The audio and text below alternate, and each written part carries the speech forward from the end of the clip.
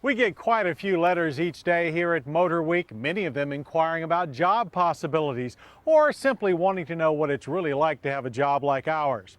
Well, to tell you the truth, an office is an office, and ours probably isn't much different than yours. But we do get out a lot, and that's usually when the excitement really begins. In fact, we're out on the road right now, and you're welcome to tag along. Every January, the Motor Week crew packs up their gear for a week-long trip to our winter testing grounds near Savannah, Georgia.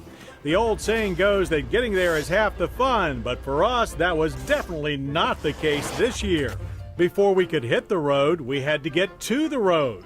Old Man Winter must get a real kick out of watching Marylanders shovel deep snow, since he's given us so much practice this year. As you can imagine, the very features that make a good track car, low-slung suspension, fat tires, and gobs of power, make these machines ill-suited for driving in the snow. Our 2001 road trip fleet ranks as one of our most potent ever, starting with the gutsy all-wheel drive Subaru WRX. Also chomping at the bit were the Jaguar XKR Silverstone Coupe, the amazing Aston Martin DB7 Vantage, and the ferocious Ford Mustang Cobra R. Waiting for us at the hotel was a bright red Chevrolet Corvette Z06 and a bumblebee yellow Dodge Viper ACR. And topping it all off, a pair of Pinos Esperantes would meet us at the track. So now it's time to make the donuts, right?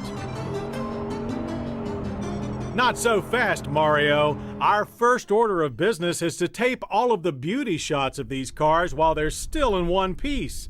While that's going on, one camera will work with me to tape the stand-ups for several upcoming shows. That's where I talk to the camera to set up the segment as if I really know what it's about. Each intro is less than 40 seconds long, but that doesn't mean that they come easy. Has become so ambiguous, it often means ambiguous. Has become so ambiguous. We discovered this marvelous location a few years back, hidden away in the marshes south of Savannah. Movie buffs may also recognize it as the backdrop for the 1962 Robert Mitchum classic, Cape Fear. Once my far more modest performances are in the can, it's finally time to hit the racetrack. So now we get to do the burnouts, right? Not yet, Mr. Force. As always, safety comes first. So all the cars get a thorough checkout, including tire pressure, wheel torque, and fluids. We want to show you what these cars are really capable of, but we also want to return home with the cars and ourselves intact. While we'll all take a few laps in each car, the bulk of the driving is divvied up between Dave and Brian, and they live by two simple rules: keep the shiny side up and leave enough tires for a long drive home. I'm happy to report success on both counts, although each had their moments. Fortunately for them, not all were caught on tape. The guys couldn't avoid the camera in the pits, though. They were caught red, or shall we say black-handed, rotating the tires to hide the evidence of too many hot laps.